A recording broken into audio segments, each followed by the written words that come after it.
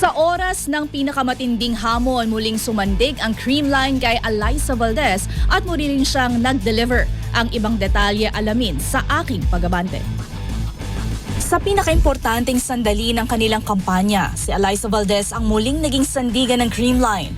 Ipinakita ng team captain ang kanyang all-around impact sa pamamagitan ng triple-double na 22 points, 13 digs at 13 receptions para iakay ang Cool Smashers at 25-19, 25-20, 15-25, 26-28, 16-14 na panalo kontra Signal sa pagtatapos ng eliminations ng PVL All-Filipino Conference.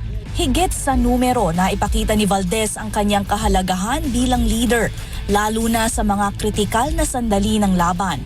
Ang panalo ang nagtulak sa Creamline papasok sa qualifying round kung saan mas lumalaki ang pressure at mas humihigpit ang labanan.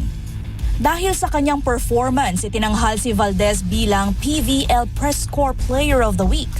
Matapos pangunahan ng botohan laban sa ibang top performers ng liga. Kahit sa naunang laro ng linggo, nagpakita na ng consistency si Valdez sa kabila ng pagkatalo ng Creamline sa Farm Fresh, kung saan nagtala siya ng 14 points at 11 digs. Para kay Valdez, hindi ito tungkol sa individual comeback, kundi pagpapatibay ng kumpiyansa ng buong koponan. I think every game, it's more of a reminder for myself din and for the team na we're still here.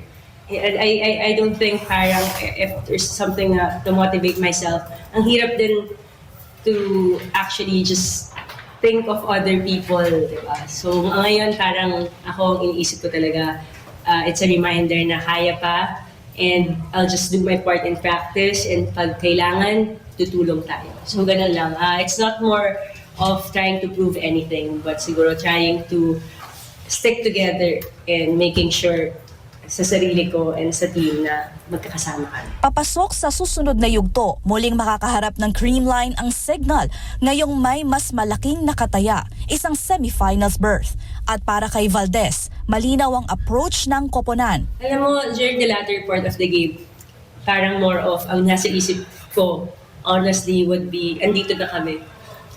Sorry na. Excuse me. Ilalaban na namin. Kung saan kami abutin, doon magpapasalamat kami kung saan kami abutin kay Lord. At sa ngayon, muling pinatunayan ni Alyssa Valdez na handa siyang gawin iyon para sa Creamline. Ako si Sheila Salaysay, Abante Sports, now na.